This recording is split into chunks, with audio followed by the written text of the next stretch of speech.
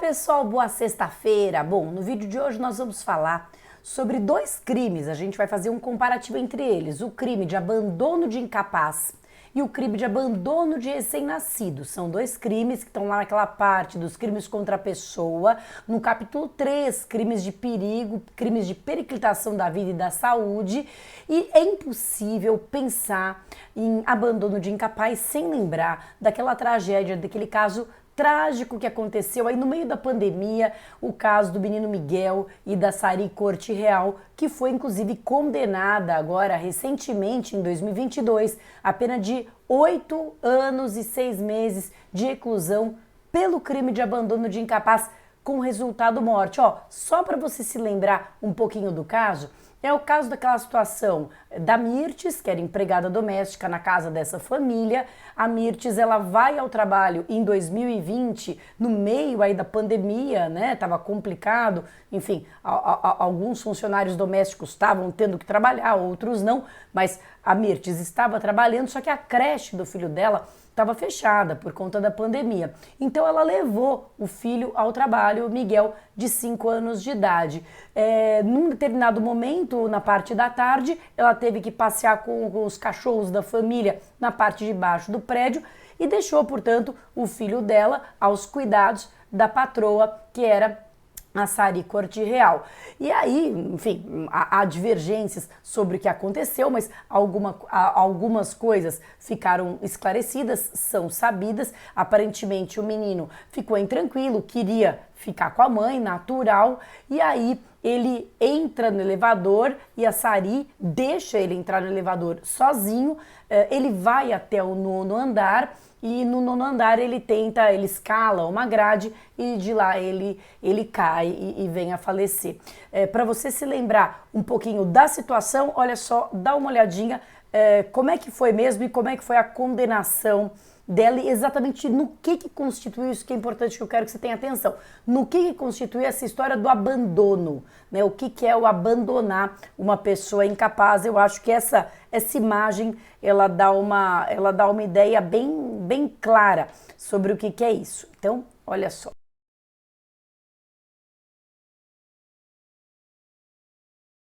Você viu, eu queria que você notasse exatamente o momento em que ela tá ali no elevador e ela aparentemente conversa com o menino, aperta ali um andar. Aí existe uma controvérsia se de fato ela apertou o 9º andar ou ela não apertou o 9º andar, enfim, como é que ele foi parar ali no 9º andar, mas o fato é que ela tá lá e ela vê uma criança de 5 anos sozinha num elevador. Por que eu tô frisando tanto esse aspecto de que ela vê a criança sozinha no elevador e etc?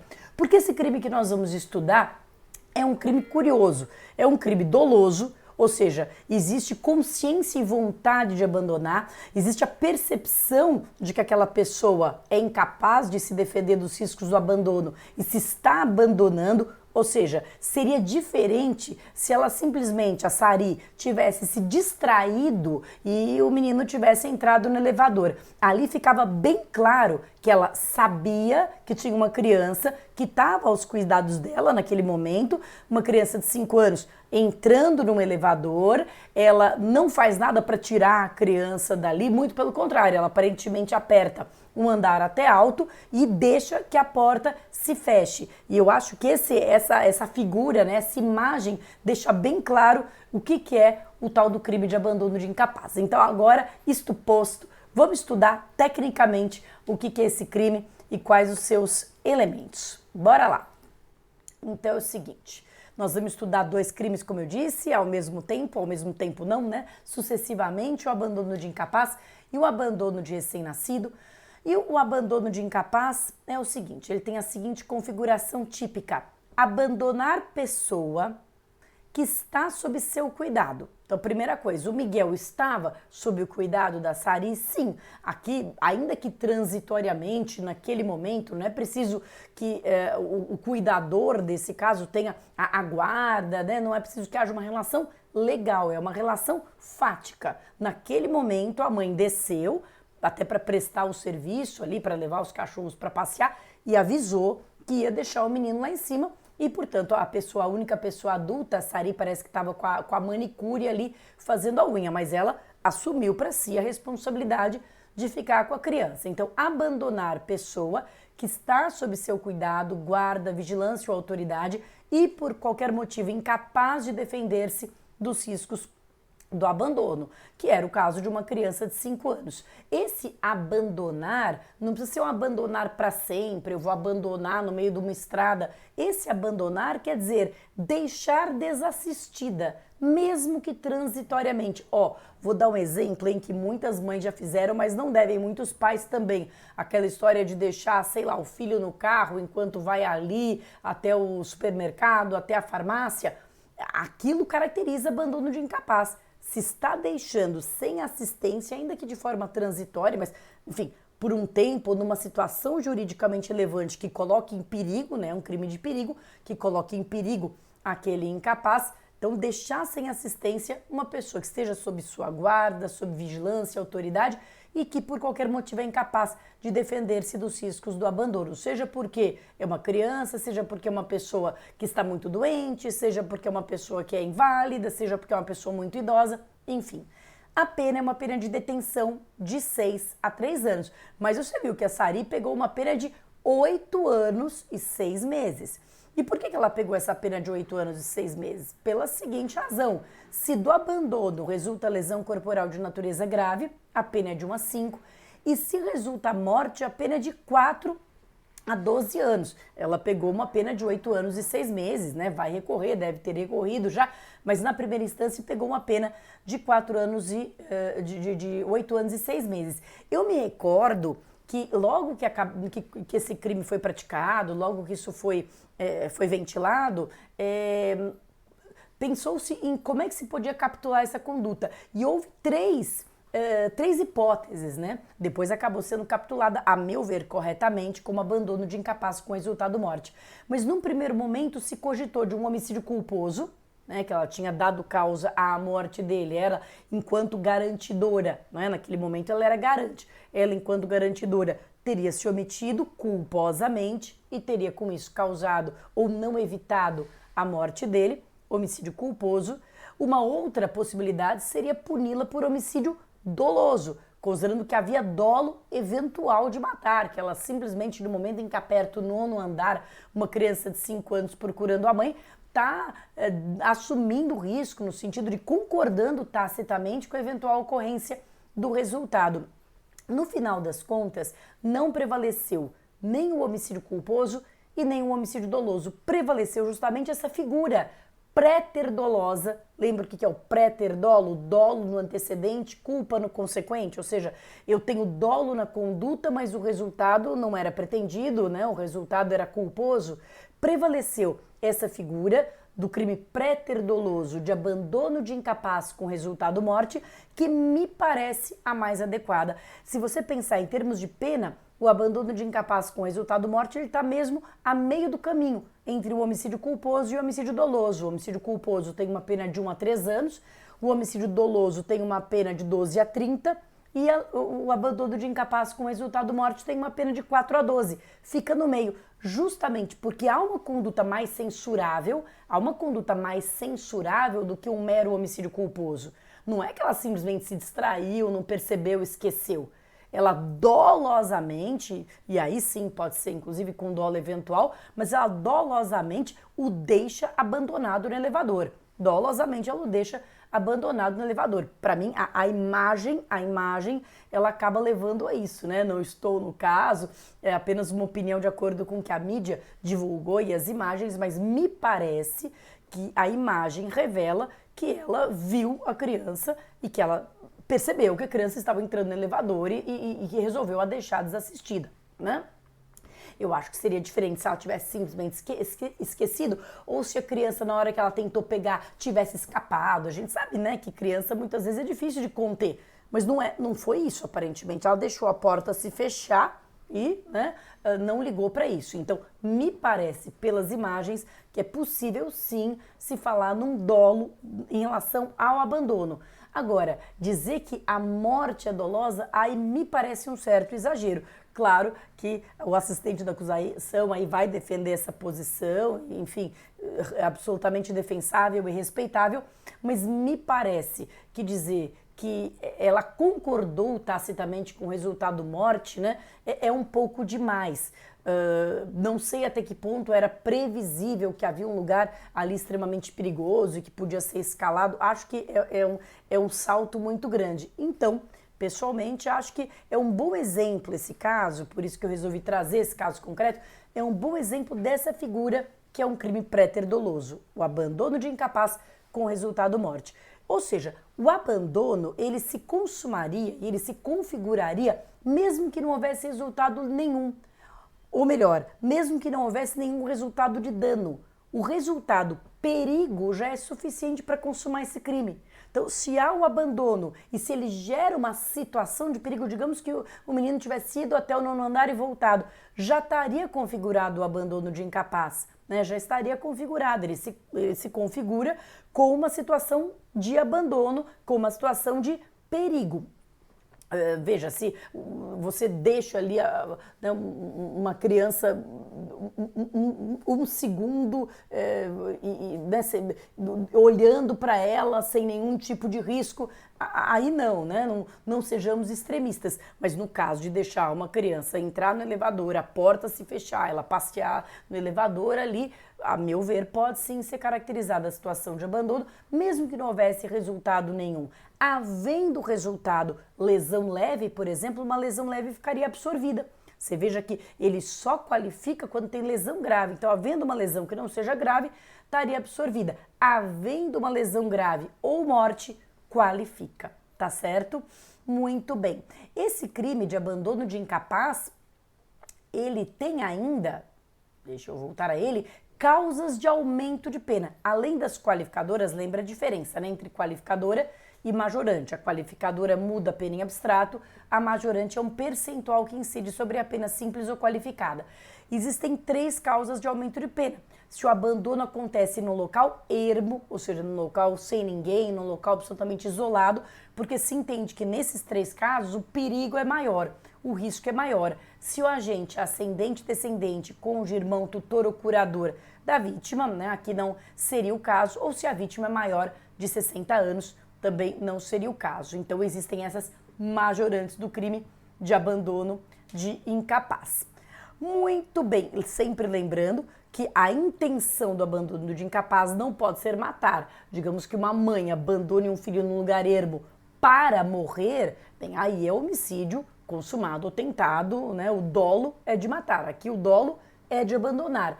Se não houver nem a consciência do abandono, como eu disse, lembra, tem um caso também horrível do pai esquecer o filho no carro, uma coisa super trágica. O pai esqueceu o filho no carro e o filho veio a morrer. É a mesma coisa que a Saria aqui, Cortial? Não, é diferente, porque aí não houve sequer dolo de abandonar. Não houve nem dolo de abandonar e nem de causar morte. Nesse caso, aí sim, homicídio culposo. Tá certo? Deu para perceber essa sutileza? Muito bem. O abandono de incapaz muitas vezes se confunde com outro crime que vem logo a seguir, que é o abandono de recém-nascido. Na verdade, o nome do crime é exposição ou abandono, mas a doutrina é bem uniforme em dizer que exposição e abandono acaba sendo a mesma coisa, né? A exposição vem daquela prática antiga da roda dos expostos, né?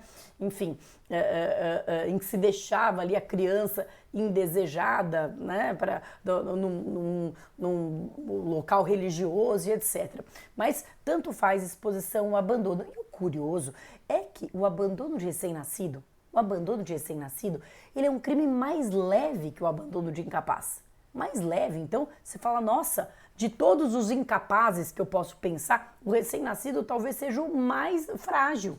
O recém-nascido humano realmente ele não sobrevive sem uma pessoa ali cuidando dele. Então, meu Deus, se com o Miguel, que tinha 5 anos de idade, já foi esse horror, imagina, abandonar um recém-nascido deveria ser mais grave, mas não é. Na verdade, o abandono de recém-nascido é um crime mais leve, é como se fosse uma, entre aspas, figura privilegiada. Entre aspas, porque ele é um crime autônomo, mas ele é ontologicamente uma figura privilegiada de abandono de incapaz. uma figura especializada. Ele é um abandono de incapaz com elementos especializadores. E que elementos especializadores são esses? E detalhe, esse crime é doido para cair em concurso, doido para cair em OAB, embora seja muito menos importante na vida prática do que o abandono de incapaz, né? Você acabou de ver aí um caso super midiático de abandono de incapaz, abandono de recém-nascido. Você pode procurar e você não vai achar uma notícia de jornal. Pois bem, olha quais são os elementos do tipo: expor ou abandonar recém-nascido para ocultar desonra própria. Então, a característica desse crime vou começar pelo final dele, é que ele tem que ser praticado para ocultar desonra própria.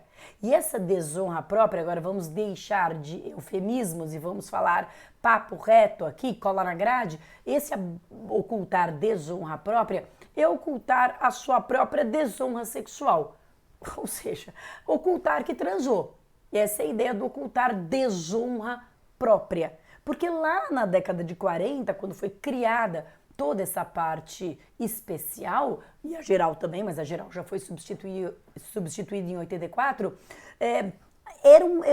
era algo que promovia realmente um ostracismo, uma mulher que tivesse um filho antes do casamento ou fora do casamento. Então, esse desespero no qual uma mulher poderia entrar por ter um filho antes do casamento, por exemplo, não se casar virgem, de alguma forma justificava essa pena mais branda. Então, o elemento subjetivo especial, né, o dolo específico desse crime, é essa intenção de ocultar desonra própria. A partir daí, a gente consegue interpretar os demais elementos. Primeiro, quem que pode ser sujeito ativo do crime? Quem é o sujeito ativo? O abandono de incapaz. Você viu que pode ser praticado por qualquer pessoa, inclusive a patroa da mãe da vítima, no caso ali que a gente viu do Miguel, né, foi acusada de abandono de incapaz. O abandono de recém-nascido só pode ser praticado, olha, lá nos antigamente entendia-se, só podia ser praticado pela mãe, porque só a mulher é que podia ser desonrada por um filho fora do casamento, antes do casamento, né? O homem é mais ou menos, tudo bem, é normal, é virilidade, né? Sinal de fertilidade, sei lá. Hoje já se entende que tanto o pai, né? O pai quanto a mãe podem praticar o delito, né? Tanto o pai quanto a mãe. Agora, a avó poderia praticar o delito se ela abandonar o recém-nascido para ocultar a desonra da filha? Não, porque é desonra própria. Então é um crime próprio, que só pode ser praticado pelo sujeito ativo que esteja implícito aqui no tipo, mãe ou pai. Aquelas pessoas cuja existência daquela criança poderá desonrar, tá certo? Embora o sujeito ativo seja o pai ou a mãe, admite concurso de pessoas, se outras pessoas induzirem, instigarem, auxiliarem, enfim, admite concurso, mas tem que haver esse sujeito ativo próprio. O sujeito passivo, então, tem que ser o filho, e tem que ser o filho recém-nascido. E aí é outro grande problema. O que é o recém-nascido? É 24 horas após o parto, tem corrente que fala que é até cair o cordão umbilical, que é recém-nascido. É uma coisa meio aleatória, né? Mas se você interpretar o tipo a partir desse elemento subjetivo, que é o para ocultar desonra própria, passa a fazer mais sentido. Porque, veja, esse recém-nascido inclui a criança que acabou de nascer, desde que o seu nascimento não seja conhecido de terceiros, né? Ainda que seja do médico, da enfermeira, mas não seja conhecido do meio social. Por quê? Porque depois que se conhece que a pessoa deu à luz, não há mais como ocultar desonra própria. Eu posso abandonar um recém-nascido por outras razões, porque eu não estou preparada para ter filho, porque eu não tenho dinheiro, porque eu não quero, porque eu não gostei da cara dele, porque me enchi, N razões. E veja, quando a mulher, o homem, enfim, abandona o filho recém-nascido, por qualquer outra razão, é abandono de incapaz, que é um crime mais grave.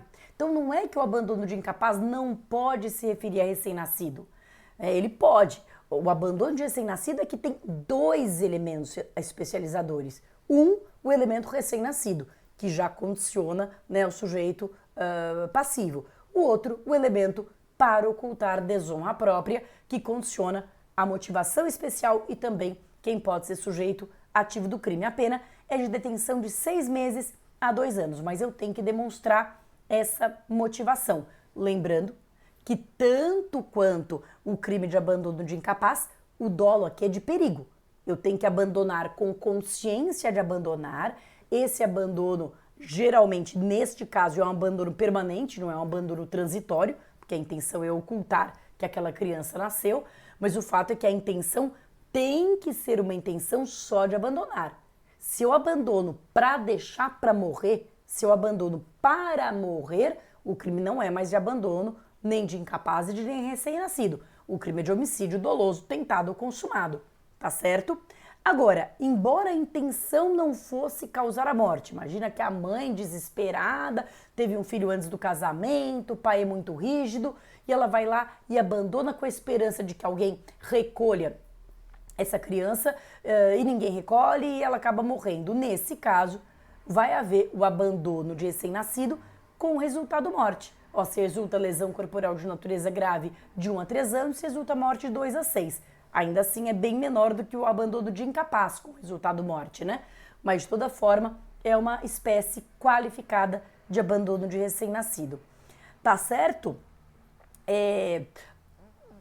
Eu acho que esses crimes são interessantes para justamente a gente entender um pouco isso e trabalhar um pouco isso. Essa questão do elemento subjetivo e como é que você vai jogando com ele e ele vai impactando. Se não há intenção nem de abandonar, há desídia, há descaso, há um esquecimento, aí é só o resultado, se houver resultado, homicídio culposo ou lesão culposa, se houver resultado. Se não houver resultado, nada.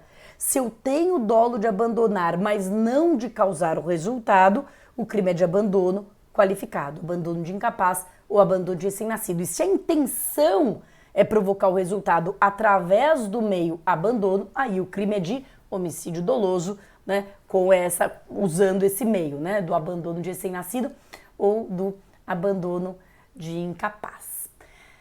É isso, gente. Vimos o crime de abandono, lembrando que esse é um crime de perigo para a vida ou para a saúde, tá lá na periclitação da vida e da saúde. Então aqui não entra o abandono emocional, aqui não entra o abandono material, aqui não entra o deixar de pagar pensão. E só para finalizar, para não dar uma impressão errada, aqui não entram também os crimes contra o estado de filiação. Então, por exemplo, uma mulher que não tenha condições de criar um filho, ou não queira criar um filho, e o abandona no hospital. Imagina que a mulher dá à luz num hospital e abandona o filho, responde por esse delito? Não, porque a criança em momento algum ficou desassistida.